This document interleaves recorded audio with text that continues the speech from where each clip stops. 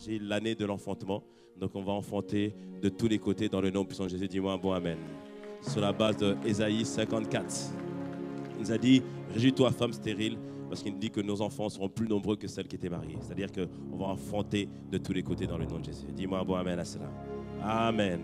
Amen.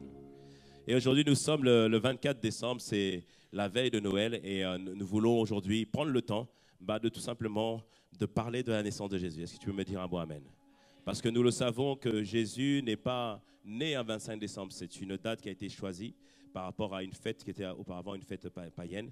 Et dans l'histoire, ils ont choisi cette date-là comme étant le moment où on va célébrer Noël.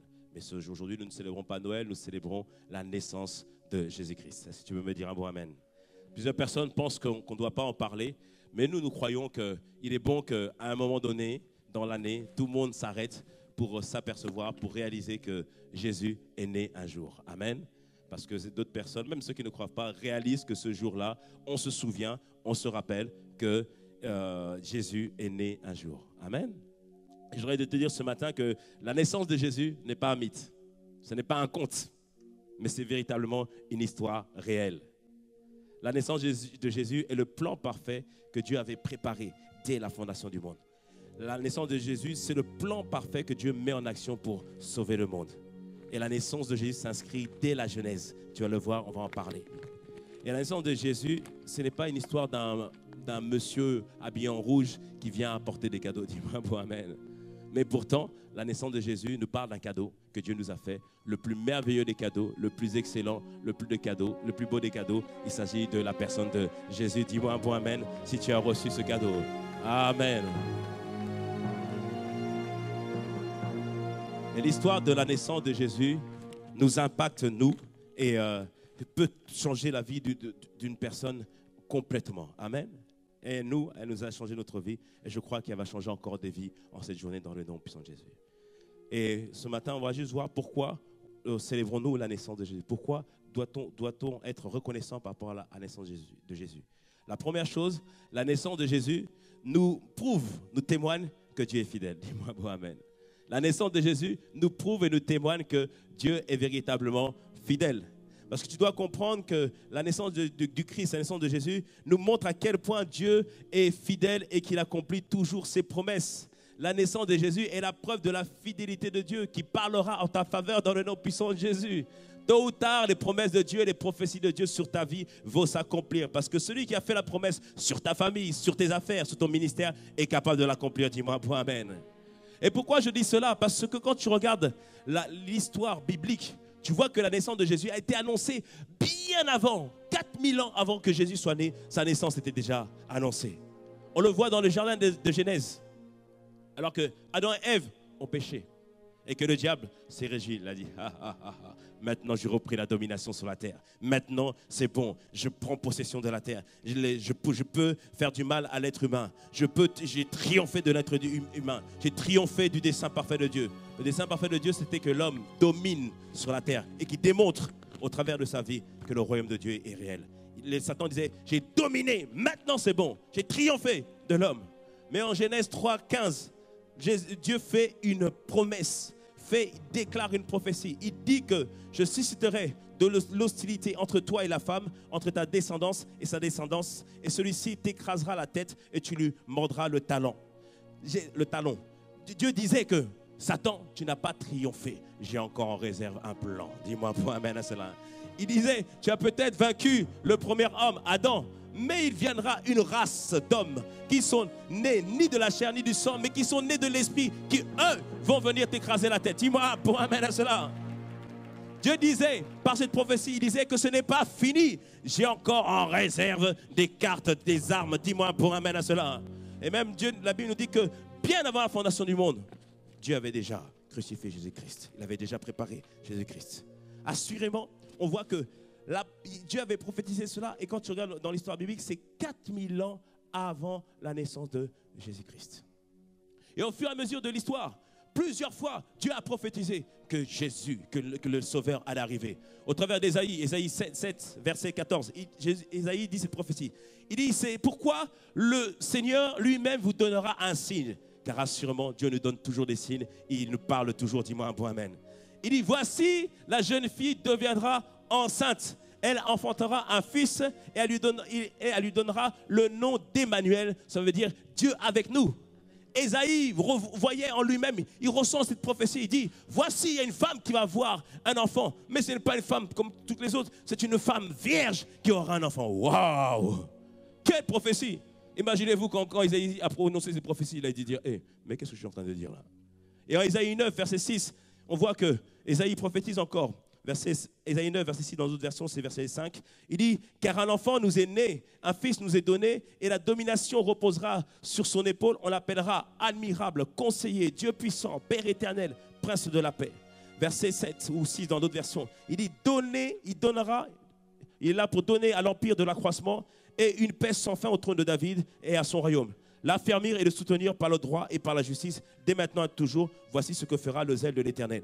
Dans ce passage, ils disent, dans le passage de Ésaïe 7 et d'Ésaïe 9, on voit que Ésaïe a reçu non seulement comment le Sauveur allait se manifester, mais aussi il a reçu la mission qu'allait accomplir le Sauveur sur la terre. Ésaïe a reçu que celle qui allait enfanter le Sauveur allait être une vierge. Il a reçu que le Sauveur viendrait pour être celui qui va être l'admirable, pour être le conseiller, pour être le Dieu puissant, pour être le prince de la paix. Il va amener la domination. Et cela nous fait réaliser qu'en nous, nous avons ce Sauveur à l'intérieur de nous qui est puissant, qui est un conseiller, qui nous conduit et qui fait des grandes œuvres dans notre vie. Dis-moi un point amen. C'est pour ça que sache que tu ne te rends pas compte, mais lorsque tu as donné ta vie au Seigneur Jésus, tu as été entièrement enrichi. Celui qui est admirable, celui qui est conseiller, celui qui est le prince de la paix, celui qui est Dieu avec nous, celui qui il dit que la domination repose sur lui. Il est venu habiter en toi, il réside en toi. Alors dis avec moi, je suis enrichi parce qu'il habite en nous. Ésaïe reçoit cette prophétie 740 années avant la manifestation de Christ. Et les temps ont passé. Un premier siècle a passé. Un deuxième siècle a passé. Jusqu'à 7 siècles qui sont passés. Et à ce moment-là, on pourrait se dire, mais finalement, la prophétie qui a été annoncée 4000 ans plus tôt, qui a été redite 700 ans avant aussi, mais est-ce que finalement, cette prophétie va s'accomplir ou pas? Parce que parfois, quand Dieu te parle, tu dis, mais Seigneur, finalement, cette prophétie, elle va arriver ou elle ne va pas arriver? Tu dis, Seigneur, j'ai cru en toi, mais elle va arriver ou elle ne va pas arriver? Et parfois, on se pose des questions. Ça fait 1 année, 2 années, 3 années, peut-être 10 ans que tu attends, peut-être 15 ans que tu attends. Mais tu dis, mais finalement, cette prophétie va s'accomplir ou pas? Et je voudrais te dire ce matin que Dieu est celui qui accomplit les prophéties et qui exécute ses promesses. Dis-moi un bon amen. Et dis-moi un bon amen à cela. Et la naissance de Jésus nous le prouve. En Luc 1, verset 11, la Bible nous dit, tout à coup, dis avec moi, tout à coup, que tu expérimentes le Dieu du tout à coup. C'est-à-dire qu'il y a des moments où tu es en train d'adorer, tu es en train d'exalter, tu ne sais pas ce qui se passe, mais tout à coup, il apparaît. Tout à coup, il met en marche son plan. Tout à coup, il accomplit ses desseins. Dis-moi un point amen. Il dit, tout à coup, un ange du Seigneur lui apparut. On parlait de Zacharie qui est un sacrificateur, debout à droite de l'autel de parfum alors qu'il était en train de servir. Il dit, quand Zacharie le vit, il fut bouleversé et la peur s'empara de lui. Parce que quand tu vois un ange, parfois tu peux avoir peur, tellement ils sont grands, tellement ils sont immenses. Mais l'ange lui dit, n'aie pas peur Zacharie, car ton Dieu a entendu ta prière.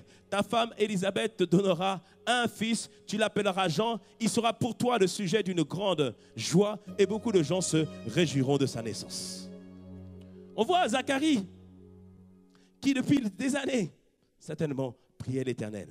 La Bible nous dit qu'il était dans un âge avancé et sa femme aussi. Ça fait des années qu'il priait Dieu pour que Dieu puisse lui donner un enfant. Mais à un moment donné, à un instant précis du calendrier divin, on voit qu'il y a un ange qui arrive, Gabriel, l'ange messager, qui vient lui dire, Zacharie, ta prière a été entendue. Ta prière a été entendue. Alors je ne sais pas quelle prière tu as adressée à l'Éternel, mais sache que ta prière a été entendue dans le nom puissant de Jésus. Je ne sais pas pourquoi tu soupires, mais ta prière a été entendue dans le nom puissant de Jésus. Dis-moi un bon amen. Mais il faut juste attendre le moment de la manifestation de la promesse de Dieu, quand les temps sont accomplis. Les temps étaient accomplis pour que Jésus puisse venir. Mais avant que Jésus vienne, il fallait que quelqu'un aille annoncer la venue de Jésus. Quelqu'un qui serait la voix dans le désert. Et cette personne, c'était Jean-Baptiste. Et Dieu avait destiné Zacharie et Élisabeth pour que Jean-Baptiste puisse naître. Alors que eux, depuis longtemps, ils se disaient, Seigneur, certainement tu nous as oubliés. Certainement, Seigneur, je te sers avec fidélité. Mais certainement, je comprends que c'était peut-être pas pour moi. Mais au bout d'un moment, Dieu a reconnu que Zacharie était fidèle. Et au bout d'un moment, alors qu'il était dans l'autel de parfum, alors qu'il était dans l'adoration, dans l'exaltation envers Dieu, alors qu'il était en train de rendre grâce à Dieu, parce que c'est ça l'autel des parfums, il adorait le Seigneur. L'ange lui est apparu et l'ange lui a dit, ta prière a été exaucée. Alors que tu vas adorer le Seigneur, alors que tu vas le louer, alors que tu vas l'exalter, je prie que dans le nom de Jésus, qu'un message arrive du ciel dans le nom puissant de Jésus et que tu vois que tes promesses s'accomplissent dans le nom puissant de Jésus. Dis avec moi, je reçois parce que Dieu est fidèle. Oh oui, Dieu est fidèle, mon frère, il est fidèle. Il est fidèle, il fait toutes choses bonnes en son temps. C'est-à-dire qu'il rend toutes choses parfaites en son temps. C'est-à-dire que tout ce qu'il t'a dit, tout ce qu'il t'a promis, il accomplit, il le réalise, il le manifestera quand les temps seront là et que les temps seront tous mis en marche pour que cela s'accomplisse. Mais à partir du moment où Dieu a mis en place son dessein, rien ne peut l'empêcher d'accomplir ce qu'il a prévu. Rien ne peut l'empêcher de réaliser ce qu'il a prévu. Oh oui. On voit Zacharie qui reçoit que sa femme va être enceinte. Et que c'est Jean-Baptiste qui va se manifester, qui va annoncer les voies du désert, les voies du Seigneur. Et la Bible nous dit aussi ensuite, en Luc 1, verset 26, nous dit que 6 mois plus tard, Dieu envoya de nouveau l'ange Gabriel dans une ville de Galilée appelée Nazareth, chez une jeune fille liée par fiançailles à un homme nommé Joseph, un descendant de David. Cette jeune fille s'appelait Marie. L'ange entra chez elle et lui dit, réjouis-toi. Je dirais ce matin, réjouis-toi dans le nom puissant de Jésus. Réjouis-toi dans le nom de Jésus. Il dit, réjouis-toi, toi à qui Dieu a accordé sa faveur. Le Seigneur est avec toi. Marie fut profondément troublée par cette nouvelle. Pourquoi? Parce qu'à ce temps-là, personne n'avait la faveur de Dieu. Pour avoir la faveur de Dieu, il fallait faire des sacrifices, il fallait obéir à la loi, il fallait faire beaucoup de choses. Mais l'ange dit à Marie, tu as trouvé faveur auprès de Dieu. Tu n'as rien fait, mais tu as trouvé faveur de Dieu. Tu as trouvé faveur de Dieu dans le nom de Jésus. Tu n'as rien fait, mais la faveur de Dieu est sur toi. Dis-moi un bon amen à cela. La faveur de Dieu est sur toi dans le nom de Jésus. La Bible nous dit, elle fut profondément troublée par ces paroles. Elle se demandait, mais que signifiait cette salutation? Et l'ange lui dit alors, n'aie pas peur Marie, car Dieu t'accorde une face à sa faveur. Il dit, voici bientôt, tu seras enceinte, tu mettras au monde un fils, tu le nommeras Jésus. Ça veut dire que Dieu sauve. Il sera grand, il sera appelé fils du Très-Haut. Le Seigneur lui donnera le trône de David, son ancêtre, et il régnera éternellement sur le peuple issu de Jacob, et son règne n'aura pas de fin. Et Marie dit à l'ange, mais attends une seconde, comment cela se fera-t-il, puisque je suis vierge?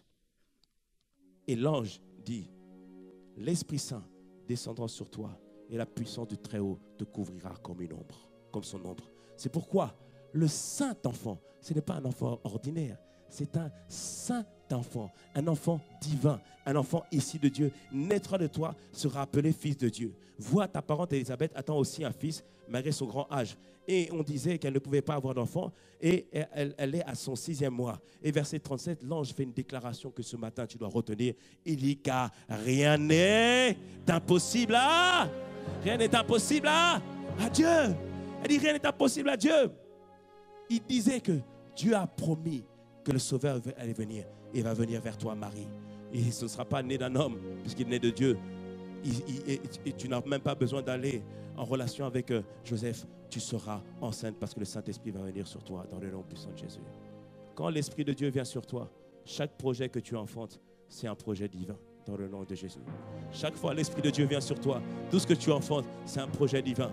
Et je crois que beaucoup, on a reçu l'Esprit Saint, que tu enfantes des projets de Dieu dans le nom de Jésus. Que ce soit appelé un projet divin, que ce soit appelé un saint projet dans le nom puissant de Jésus. Un saint projet dans le nom puissant de Jésus. Et verset 38, on voit que Marie répondit, je suis la servante du Seigneur. Que tout ce que tu m'as dit s'accomplisse pour moi.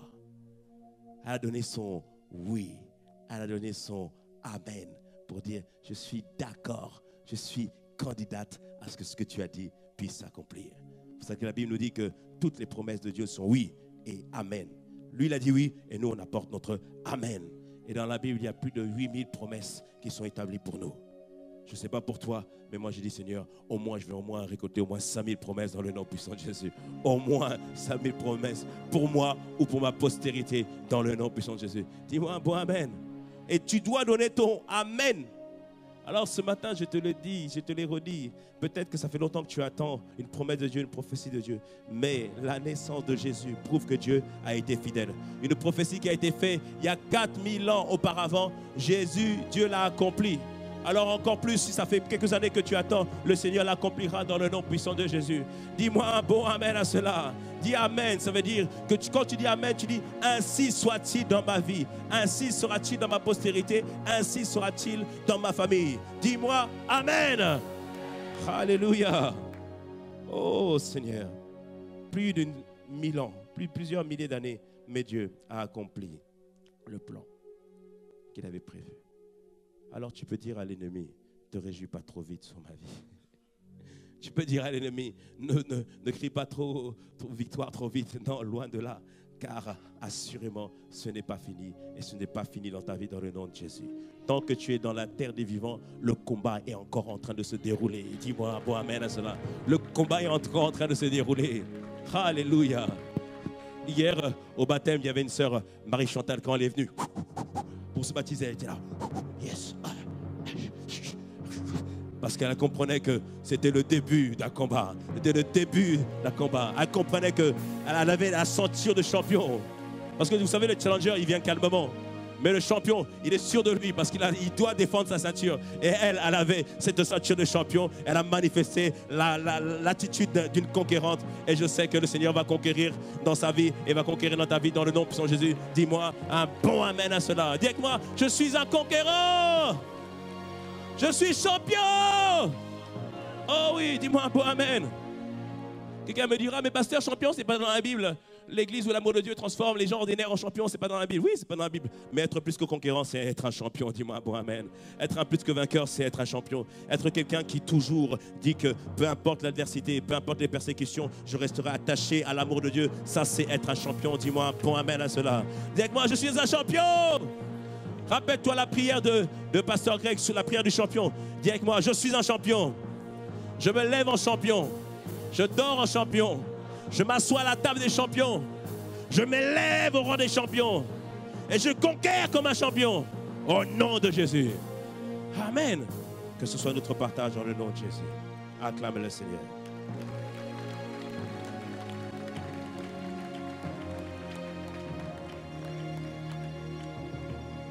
La naissance de Jésus prouve que Dieu est fidèle. Mais aussi, la naissance du Christ, la naissance de Jésus a été synonyme d'une grande joie. A été synonyme d'une grande joie. C'est pourquoi nous célébrons la naissance de Jésus. Parce que la naissance de Jésus, comme je l'ai dit, ça a été un secret gardé.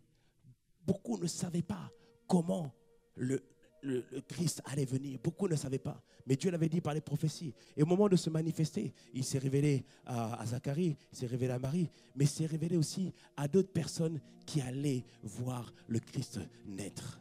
Et on le voit en Luc 2, verset 8. Premièrement, il s'est révélé à des bergers. Alors qu'ils étaient en train de paître leur troupeau, un ange leur est apparu. Et un ange leur a dit au verset 8 de Luc 2, verset 8, il a dit, il y avait dans cette même contrée des bergers qui passaient dans les champs les veilles de la nuit pour garder leur troupeau. Et voici un ange leur apparut, et la gloire du Seigneur resplendit sur eux, et furent saisis d'une grande frayeur.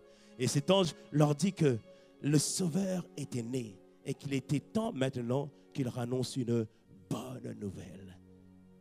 Il leur a annoncé la bonne nouvelle du salut, que maintenant un Sauveur leur était né.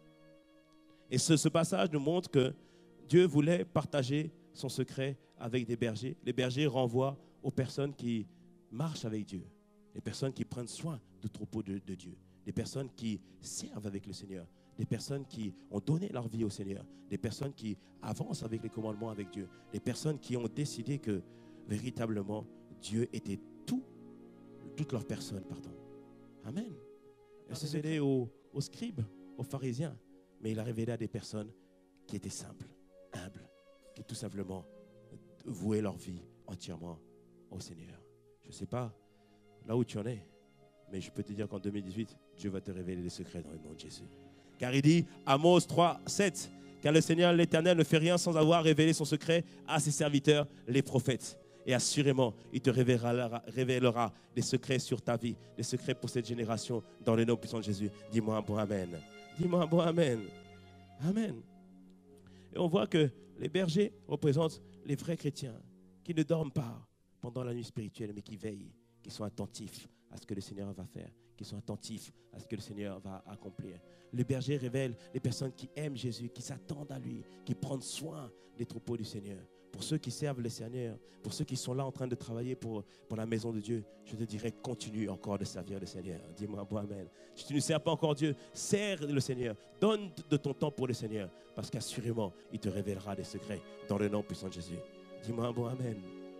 Et après, on voit que au moment où l'ange fait cette annonce, en Luc 8, verset 13-14, je ne leur ai pas donné 13-14, il dit qu'il y a eu une grande joie dans le ciel.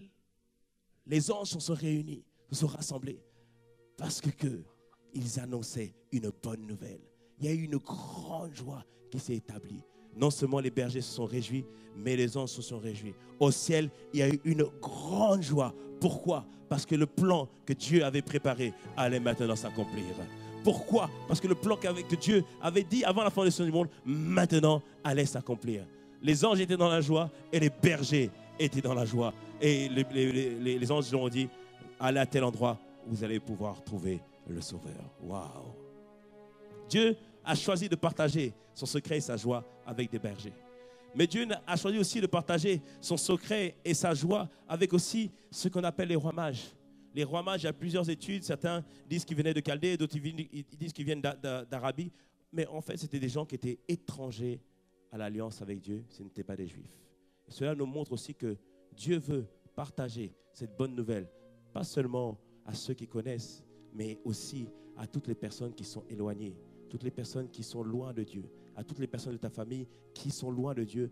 Dieu veut partager cette bonne nouvelle. Car les rois mages représentent les païens qui n'ont pas fait alliance encore avec Dieu. Ils représentent les personnes qui sont éloignées de Dieu. Mais Dieu veut partager aussi ce secret avec tout le monde. Et on voit pour les rois mages, en Matthieu 2, la Bible nous montre qu'une étoile est venue dans le ciel. Alors que les rois mages étaient en train de scruter le ciel, c'était des astrologues. Et ils regardaient, ils ont vu qu'une étoile est apparue. Ils ont dit non, ça c'est le signe qu'un sauveur est né.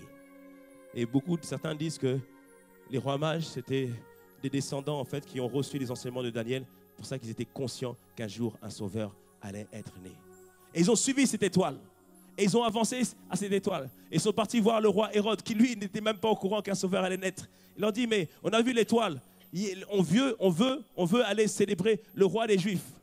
Et Hérode n'était pas au courant. Hérode disait, bon, allez-y. Et lorsque vous les retrouvez, vous allez me dire où il se trouve, afin que moi aussi je puisse l'adorer. La vérité, vous ne voulez pas l'adorer, vous voulez le tuer. Mais ils ont suivi cette étoile. Et à un moment donné, ils sont arrivés dans une étable. Et ils ont vu un enfant qui était là avec sa mère. Et au milieu des bœufs, au milieu du foin, ils se sont prosternés. Ils se sont prosternés, pas devant Marie, dis-moi bon amen. Ils ne sont pas prosternés devant Marie. Ils se sont prosternés devant un enfant. Mais encore plus, ils se sont prosternés surtout devant celui qui allait être le roi des rois, le Seigneur des seigneurs. Celui qui allait être le Messie, celui qui a été le sauveur de notre vie. Celui qui a été le sauveur qui allait apporter la domination de Dieu sur cette terre. Alléluia. Et quand ils sont arrivés, ils furent remplis d'une grande joie parce que c'était le moment où on annonçait qu'enfin l'être humain allait être sauvé. Rappelle-toi, pour ceux qui ont fait le cours 101, et on l'a dit plusieurs fois ici, quand Adam a péché, lorsqu'il a trahi Dieu, lorsqu'il a désobéi à Dieu, il ne s'est pas rendu compte qu'il y a une nature pécheresse qui est rentrée en lui. Cette nature pécheresse, tous les hommes qui naissent d'Adam ont cette nature pécheresse. Et cette nature pécheresse, c'est ce qui fait que l'homme fait des péchés.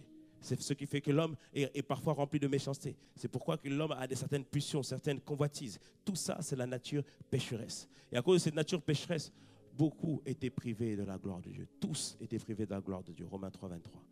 C'est-à-dire que même quand quelqu'un mourait, il ne pouvait pas avoir accès à la gloire de Dieu. Mais maintenant, un sauveur allait être né. Et parce qu'un sauveur allait être né, on allait enfin avoir accès à la présence de Dieu. On allait enfin vivre une vie avec le Seigneur. Dis-moi un bon amen à cela. Et aussi, à cause du péché, l'homme avait été soumis à Satan, à ses démons, à la maladie, l'être proie aux oppressions. Et Jésus venait, pas seulement comme un sauveur, mais véritablement aussi comme un libérateur. Il a été celui qui allait libérer l'homme de l'oppression de Satan, l'homme de l'oppression des démons, l'homme de l'oppression de la chair, l'homme de l'oppression de toutes ses convoitises. Assurément, il allait être un libérateur. Amen. Et c'est pour ça qu'il y a eu une grande joie. Parce que enfin, un sauveur était venu. Enfin, le libérateur a été venu et allait venir. C'est pour ça que lorsque tu donnes ta vie au Seigneur, il y a des choses que sans prier, tu ne les fais plus. Pourquoi? Parce qu'il est venu te sauver et te libérer. Avant, tu étais sous l'emprise de certaines choses, de certaines pensées. Mais quand il est venu dans ta vie, tu t'es senti libre. Tu t'es senti joyeux parce qu'il est venu comme sauveur et comme un libérateur. Dis-moi un bon amen. Une personne, elle avait des addictions à l'alcool, addiction à la cigarette, dépendance à la drogue. Juste dans un moment d'adoration, elle a ressenti la présence de Dieu. Elle a dit non, je veux connaître ce Jésus-là. Je veux connaître ce Sauveur. Cette personne a donné sa vie au Seigneur. Et je peux te dire, il n'y a pas eu besoin de 2 jours, de 3 jours pour qu'elle soit libérée complètement de cette addiction. Juste une soirée, juste un toucher divin du Sauveur et du Libérateur, cette personne a été complètement libérée. Je prie que dans le nom de Jésus, tu rencontres le Sauveur et le Libérateur. Dis-moi un bon amen à cela. Dis-moi un bon amen. C'est pour ça que c'était un jour de joie. Et aujourd'hui, c'est un jour de joie. Parce qu'on se rappelle que le Sauveur de nos vies, le Sauveur de nos âmes, est né un jour. Dis-moi un bon amen. Alléluia. Il y avait une grande joie. C'est excellent. Mais je voudrais aussi te dire aussi que Jésus n'est pas le seul Sauveur et le seul libérateur que Dieu voulait engendrer.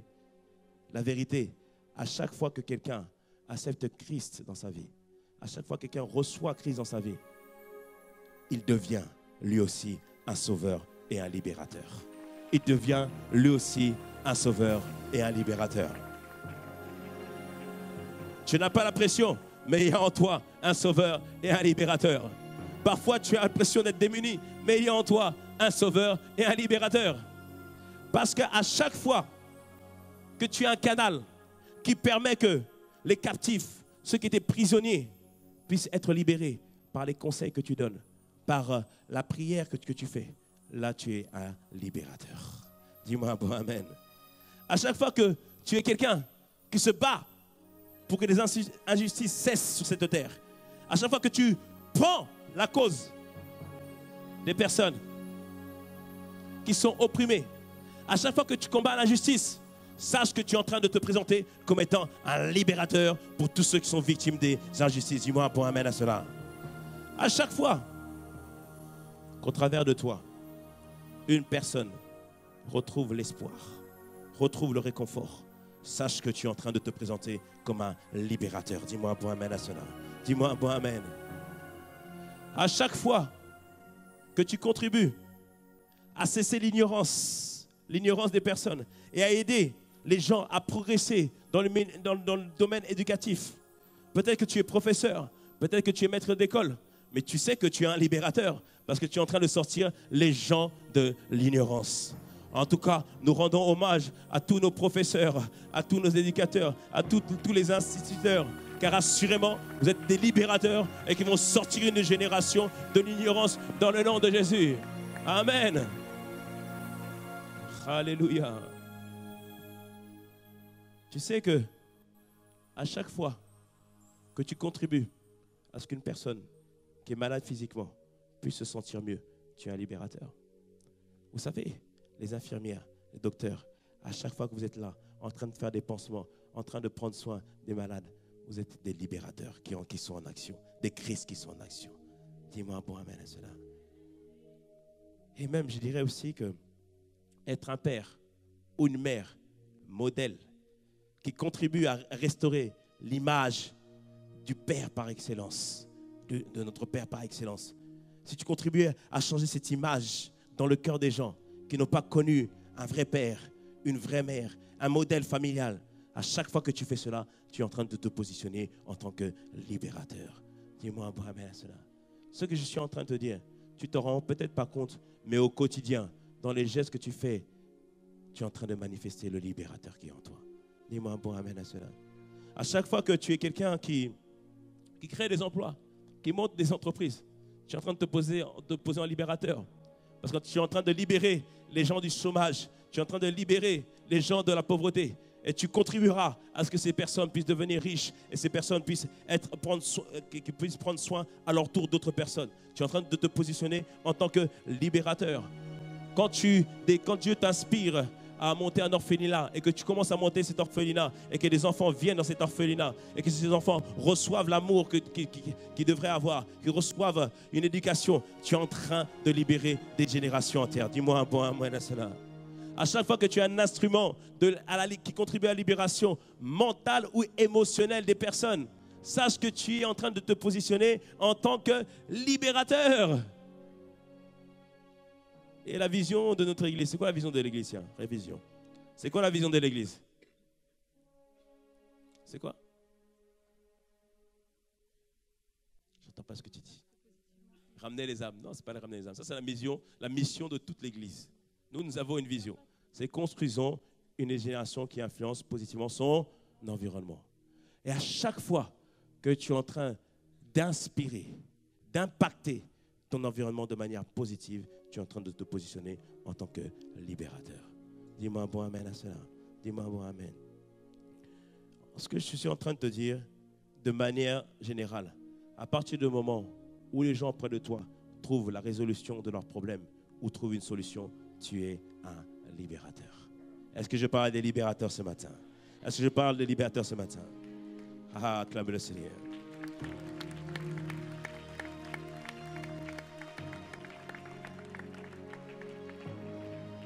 Lorsqu'on devient ce que nous sommes appelés à être en Jésus-Christ, nous sommes en train de manifester le Christ qui est en nous.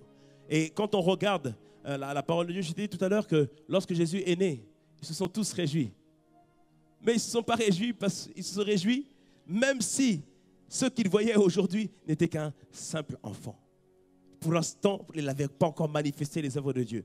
Mais ils voyaient tous au-delà de cet aspect d'un simple enfant. Ils savaient que cet enfant allait grandir, allait progresser, allait devenir véritablement le libérateur.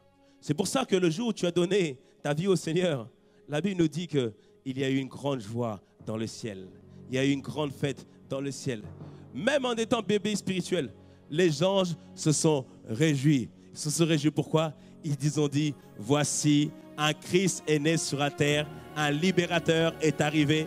Nous acclamons le Seigneur, nous le louons, nous l'exaltons et nous exaltons son Seigneur. Oh oui! Il le dit en Luc 15, verset 7. Luc 15, verset 7. De même, je vous le dis, il y aura plus de joie dans le ciel pour un seul pécheur qui se répand que pour 99 justes qui n'ont pas besoin de repentance. Ils chantaient. Ils louaient le Seigneur.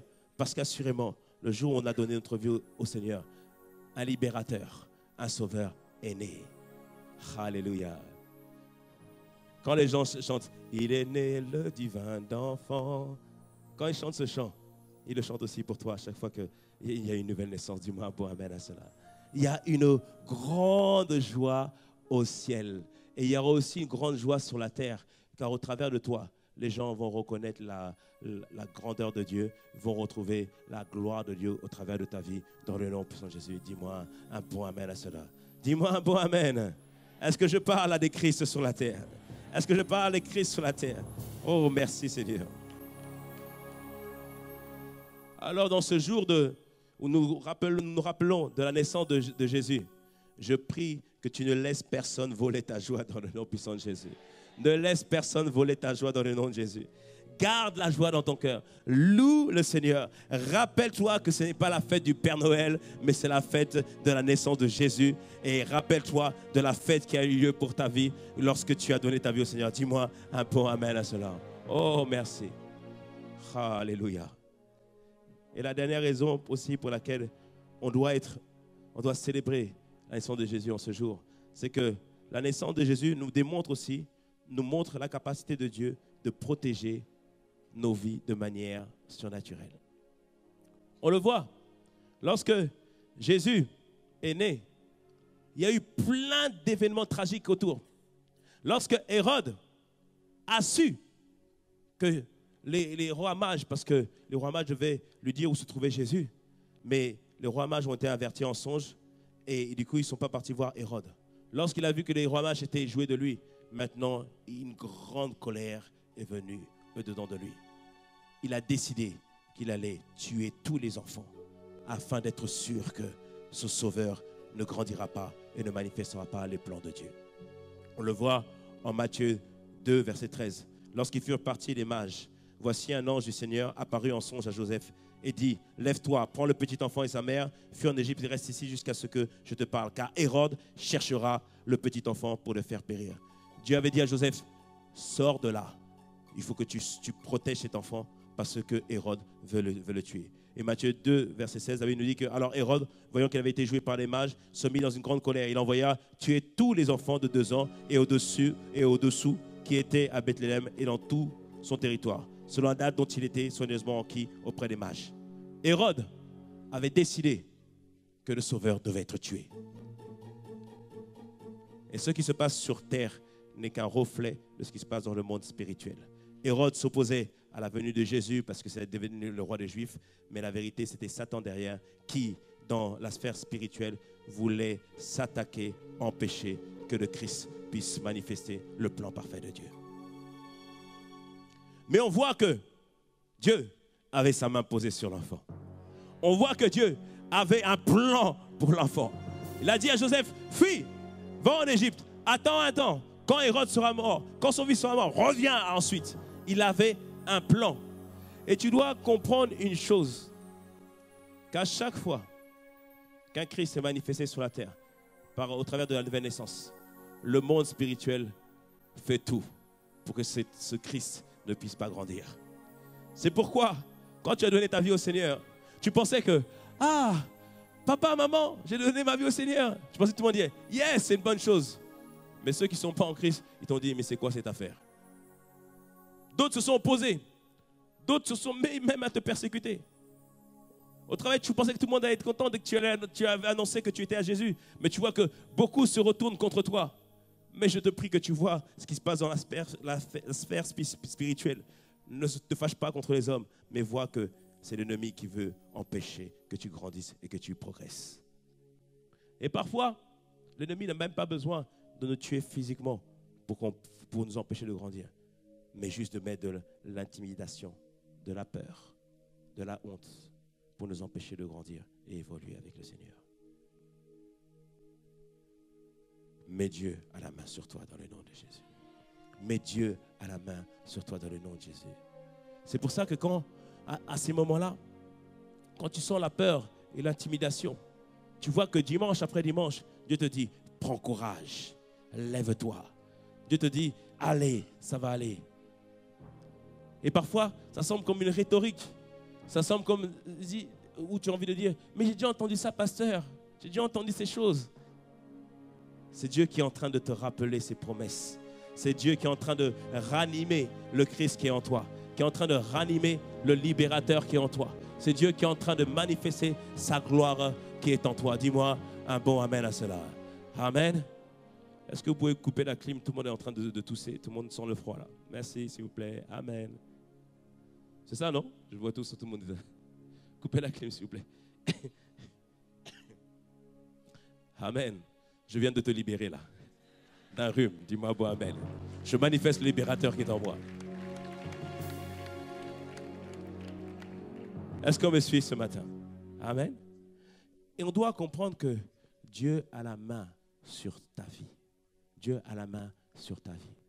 Dimanche après dimanche, semaine après semaine, moment de prière après moment de prière, il envoie sa parole pour te garder, pour te préserver, pour t'entourer, pour te montrer la voie. Il envoie sa parole afin que le plan qu'il a prévu pour ta vie puisse s'accomplir. Amen. Et rappelle-toi tout ce que tu as reçu cette année. assurément, la parole de Dieu était venue pour te soutenir et pour t'accompagner. Je me rappelle la série sur le désert. Quand j'avais senti qu'il fallait que je parle du désert, je disais, mais Seigneur, mais pourquoi tu veux que je parle du désert? Ça semble étonnant. Mais je me suis rendu compte que ces paroles qui disaient, ne meurs pas dans le désert, est venue arracher certaines personnes qui étaient sur le point d'abandonner. Ces paroles qui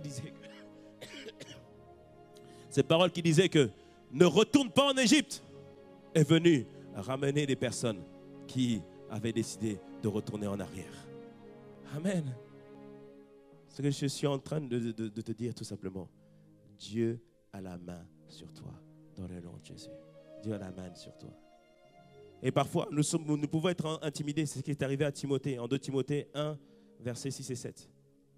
Paul vient voir Timothée et dit, mais Timothée, je vois qu'il y a eu des promesses sur ta vie. Il y a eu des choses qu'on a dites sur ta vie. Mais je vois que tu ne les manifestes pas. Et il dit à Timothée, ranime le don que tu as reçu. Ranime cette passion que tu as reçue. Ranime les projets que tu as reçus. Il dit, ranime ces choses. Et là, ce matin, la parole de Dieu vient te dire ce matin, Dieu a mis en toi des promesses et des prophéties. Alors que la fin de l'année touche à sa fin, l'ennemi t'a mis beaucoup de pensées pour te dire, non, mais laisse tomber, oublie, c'était une année comme les autres. Non, non, non, non. Ce matin, ranime ces projets, ranime ces dons, ranime ces paroles que tu as entendues, ranime-les, car assurément, la main de Dieu qui a donné cette parole, la même main te soutiendra et la même main te conduira jusqu'à ce qu'elle manifeste ce pourquoi la parole a été envoyée. Dis-moi un bon amen dans le nom de Jésus. Dis-moi un bon amen. Et je prophétise dans le nom de Jésus. Jusqu'à présent, le doigt de l'Éternel était sur toi. Il t'a désigné comme étant celui qui va faire telle ou telle chose. Je proclame dans le nom de Jésus que maintenant le bras de l'Éternel est étendu. C'est-à-dire qu'il va accomplir ce pourquoi il t'a envoyé sa parole. Il va réaliser ce pourquoi il a manifesté ses paroles dans le nom de Jésus. Oh Seigneur, merci encore pour ta grâce et ta bonté. Le jour de la naissance de Christ est un jour mémorable. C'est un jour de joie. Et nous sommes dans la joie ce matin, n'est-ce pas? Amen. Nous sommes dans la joie ce matin. Quand je dis la naissance de Christ prouve que Dieu est fidèle. Dieu manifestera les plans et les projets qu'il a prévus dans ta vie, dans le nom de Jésus. La naissance de Christ est synonyme de joie. Sois dans la joie, mon frère, tous les jours de ta vie. Tant qu'il y a le souffle de vie, sois dans la joie. Dis-moi un bon amen. Sois dans la joie. Sois dans la joie. Sois dans la joie. Oh oui. Sois dans la joie. Et même lorsque le souffle de vie nous sera ôté sur la terre, là-haut nous serons aussi dans la joie parfaite, car nous serons près de notre Seigneur. Dis-moi un bon amen. Il y a eu beaucoup de choses, beaucoup de tribulations, mais ce matin, sois dans la joie du Seigneur. Sois dans la joie du Seigneur. Gloire à Dieu, tu n'as pas lâché ta foi, tu n'as pas fait naufrage. Assurément, tu vas encourager beaucoup. Dis-moi un bon amen. Dis-moi un bon amen à ça. Dieu n'a pas fini avec toi dans le nom de Jésus. Tu prouveras qu'il est possible de resplendir, même si on est passé par des choses compliquées. Il est possible de resplendir, même si les choses ont été difficiles. Il est possible de resplendir, même si à un moment donné, tu étais au fin fond du trou et tu es capable de resplendir. Dis-moi un bon amen. Il est possible de resplendir à nouveau. Dis-moi un bon amen. C'est une journée de joie ce matin. C'est une journée de joie. Dis-moi un bon amen à cela. Alléluia. Et juste pour terminer ce matin, on voit que les mages, qui étaient un symbole des personnes qui étaient éloignées de Dieu, des païens, ont suivi une étoile pour arriver jusqu'au Christ. Les étoiles ont deux caractéristiques. Elles sont capables d'illuminer dans l'obscurité. Elles sont capables d'éclairer dans l'obscurité. Mais les étoiles aussi conduisent, montrent un chemin. Et la Bible nous dit en Apocalypse 22, 16, moi, Jésus, j'ai envoyé mon ange pour publier chez vous toutes ces révélations destinées aux églises. Il dit, je suis la racine et le tronc de la famille de David. C'est moi, l'étoile radieuse du matin. Jésus est l'étoile que nous devons suivre. Jésus est l'étoile qui nous conduit. Et il dit qu'il est l'étoile radieuse du matin. Il y a un passage dans le psaume qui dit que les pleurs durent toute la nuit, mais la joie vient le matin. Quand Jésus se lève dans ta vie, la joie vient. Lorsque Jésus se lève dans ta vie, la lumière vient. Peut-être qu'il y a beaucoup d'obscurité dans ta vie, mais ce matin, je voudrais te présenter celui qui est l'étoile brillante du matin. Celui qui est capable d'éclairer ta vie, qui est capable de conduire ta vie, qui est capable de faire resplendir ta vie. Il est l'étoile brillante du matin. Il est cette étoile brillante du matin. Quand on le suit, il conduit nos pas. Nos frères et sœurs ont suivi Jésus jusque maintenant et ils vont continuer à le suivre. Et la lumière qui est sur l'étoile brillante du matin va les refléter sur eux dans le nom de Jésus. Et ce matin, je voudrais à ceux qui ont déjà suivi l'étoile brillante du matin de vous inviter à le suivre encore plus. Que cette étoile soit brillante, soit radieuse, soit excellente, que la lumière de Dieu soit forte dans votre vie, dans le nom puissant de Jésus. Et ce matin, je voudrais dire à quelqu'un, si tu ne connais pas Jésus, si tu ne connais pas cette étoile brillante du matin, je voudrais ce matin t'inviter à l'accepter dans ta vie. Personne ne connaît ni le jour, ni l'heure, ni le moment où nous partirons. Mais aujourd'hui, Dieu nous donne l'opportunité de faire un choix complètement différent. Et en ce jour de Noël, alors qu'on va offrir des chocolats, on va offrir des cadeaux, on va offrir toutes sortes de cadeaux. Et ce n'est pas mauvais, parce qu'il faut témoigner de l'amour, de la reconnaissance envers les personnes qui sont avec nous. Dis-moi un bon amen. Ce n'est pas mauvais. Donc papa offre un cadeau aux enfants. Dis amen. Mais ne dis pas que c'est Père Noël qui a apporté ça. Dis-moi un bon amen. Mais ce matin, on peut faire un nouveau choix pour notre vie. Tu peux faire un nouveau choix pour ta vie. Donc juste quelques instants, la tête baissée, tous. Si ce matin, tu veux faire cette rencontre avec l'étoile brillante du matin, avec celui qui est le Sauveur, avec celui qui est le Libérateur, je prie que tu puisses répondre à cet appel maintenant du Seigneur. Ne fais pas attention à la voix du pasteur, ce n'est pas le pasteur qui te parle, c'est véritablement Dieu. Si ce matin tu désires faire cette rencontre avec le Seigneur, est-ce que tu peux lever la main là où tu te trouves? Est-ce que tu peux lever la main là où tu te trouves? Tu décides, amen, il y a une personne, il y a encore d'autres personnes. Tu désires recevoir, il y a 2 personnes là-bas, amen, gloire à Dieu. Il y a encore une autre personne, gloire à Dieu. D'autres personnes, il y a encore d'autres personnes qui désirent recevoir le Seigneur. Amen, gloire à Dieu, gloire à Dieu. Les personnes qui ont levé leurs mains, est-ce que vous pouvez vous lever là où vous vous trouvez et venir devant? On veut prier avec vous. Les personnes, venez devant. On veut prier avec vous. Les personnes qui ont levé leurs mains, n'ayez pas honte, n'ayez pas peur. Venez devant. On veut prier avec vous. Aujourd'hui est un jour du salut. Aujourd'hui, c'est le moment de recevoir le plus beau cadeau qui soit, qui est la personne de Jésus. Alléluia. Oh, merci Seigneur. Merci. Oh, gloire à Dieu. Oh, merci Seigneur. Alléluia. Est-ce qu'on peut faire mieux que cela, s'il vous plaît? Acclamez vraiment le Seigneur. Oh, merci Seigneur. Waouh. C'est le jour du salut.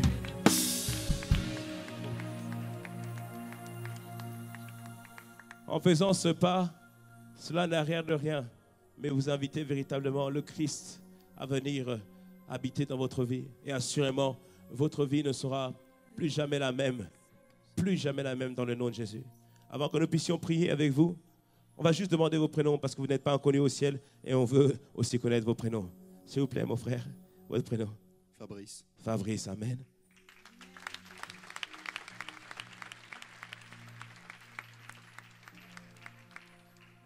Moi, c'est Olivia. Olivia, amen. Pardon? Neftali. Neftali, amen. Sandy. Sandy, ok. Grâce. Oh, amen. Eric. Eric et Roi. Rouen. Oui. Rouen, c'est ça? Oui. Amen. Est-ce qu'on peut acclamer le Seigneur pour leur vie?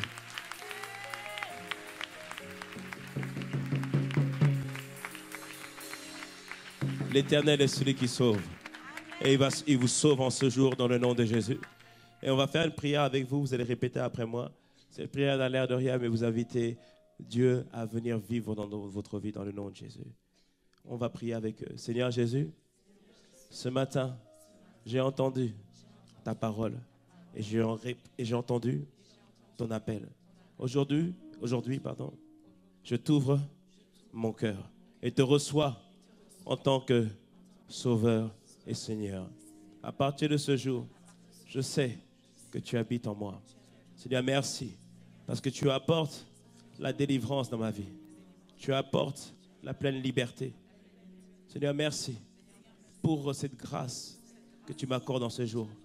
Car aujourd'hui, je vois que tous mes péchés sont pardonnés. Voici, maintenant, je deviens une nouvelle personne. Seigneur, je te remercie, car tu m'accompagneras et je te suivrai. Comme les mages ont suivi l'étoile. Seigneur, merci pour ta clarté dans ma vie. Merci pour ta direction dans ma vie. Seigneur, je te reçois aujourd'hui en tant que Sauveur et en tant que Seigneur. Au nom de Jésus. Amen.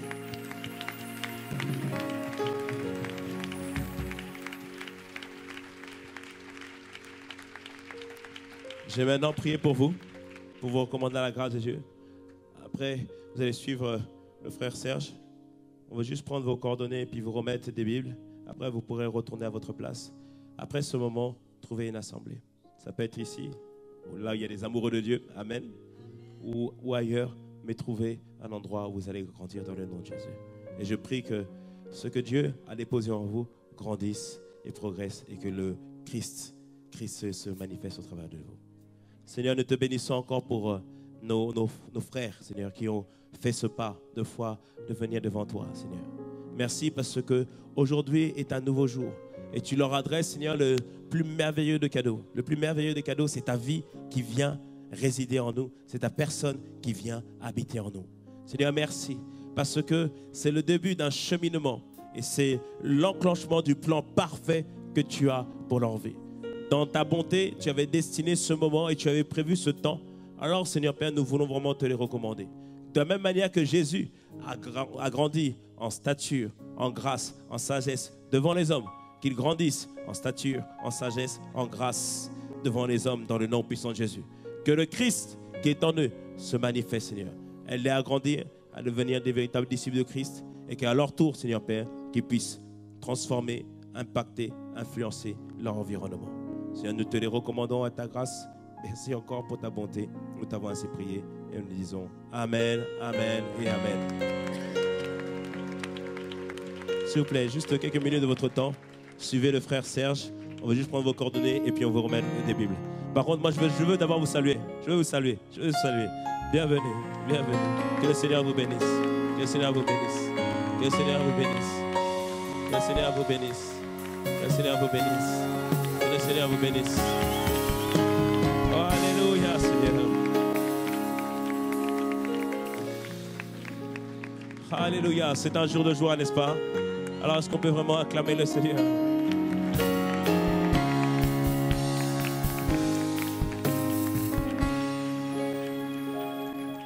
Exaltons juste Dieu pendant quelques minutes. Juste pour le rendre la gloire à lui et à lui seul. Car assurément, cette fin d'année doit se terminer en apothéose pour toi dans le nom de Jésus. Elle doit se terminer en apothéose avec toi.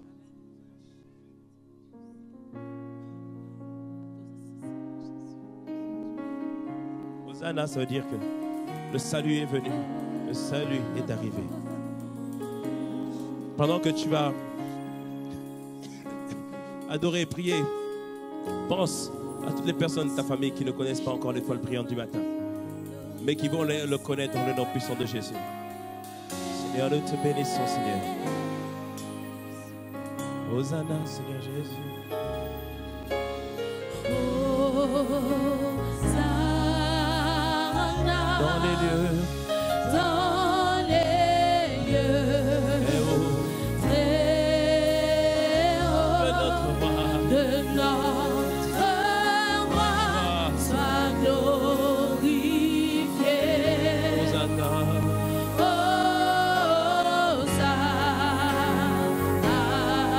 C'est le chant qui a eu lieu le jour de la naissance du Christ. Mais c'est aussi le chant qui a eu lieu lorsque nous avons donné notre vie au Seigneur. Car le salut est arrivé, le salut est venu, le salut s'est manifesté dans les lieux très hauts. Que notre roi soit glorifié. Hosanna.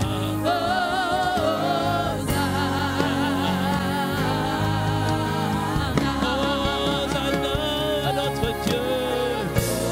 Hosanna. Ça veut dire que le salut est arrivé. Le salut est arrivé.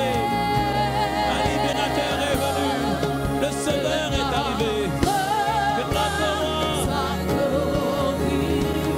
Hosanna.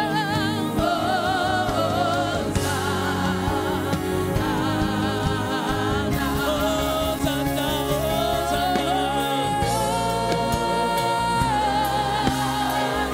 Dans les lieux.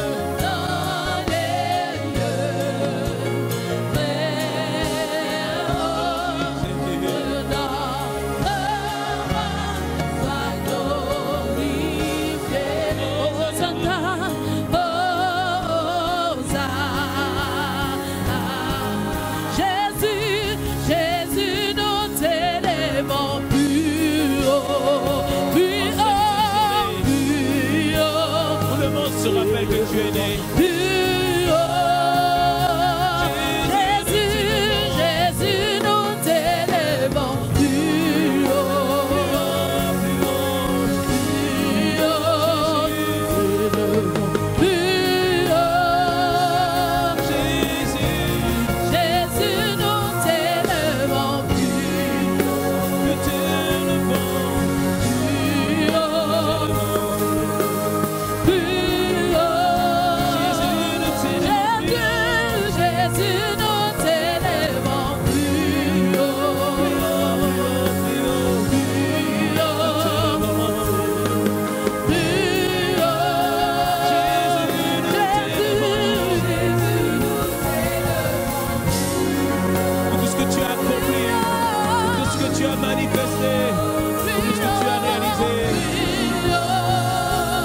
Jésus, nous t'élèvons plus haut,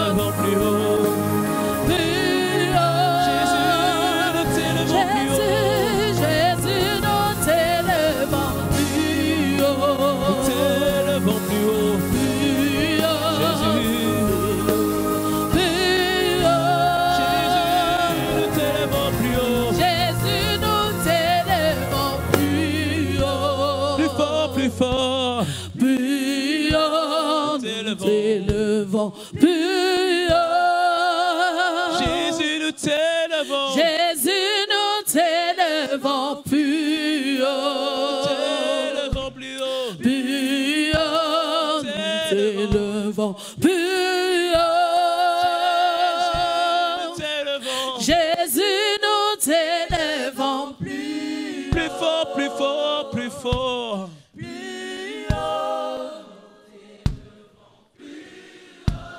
Jésus, nous t'élevons plus haut. Merci Seigneur pour ta venue. Merci pour ta venue dans nos vies. Merci parce que tu es notre sauveur et notre libérateur. C'est pourquoi Jésus,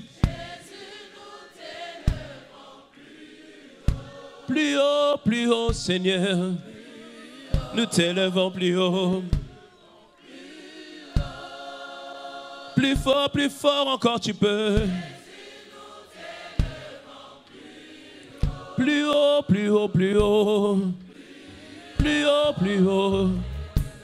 Plus Jésus, nous t'élevons. Jésus, nous t'élevons plus haut. Plus haut, plus haut. Plus haut, Plus haut. plus haut.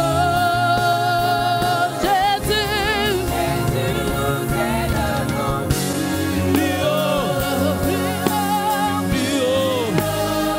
t'élevons plus haut. Une dernière fois, Jésus, nous t'élevons.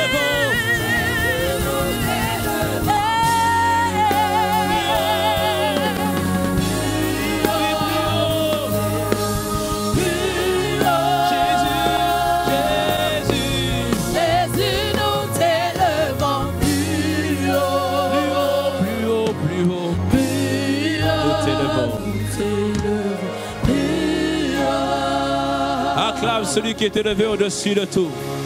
Acclame celui qui est l'étoile brillante du matin. Acclame celui qui a sauvé notre vie.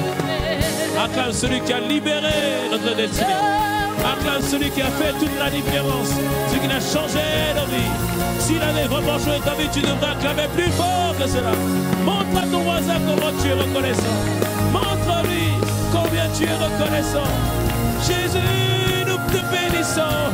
Jésus, nous reconnaissons ta grandeur. Merci Seigneur pour tout ce que tu fais, pour tout ce que tu as accompli. Seigneur, à toi la gloire, à toi nos acclamations et à toi nos amens.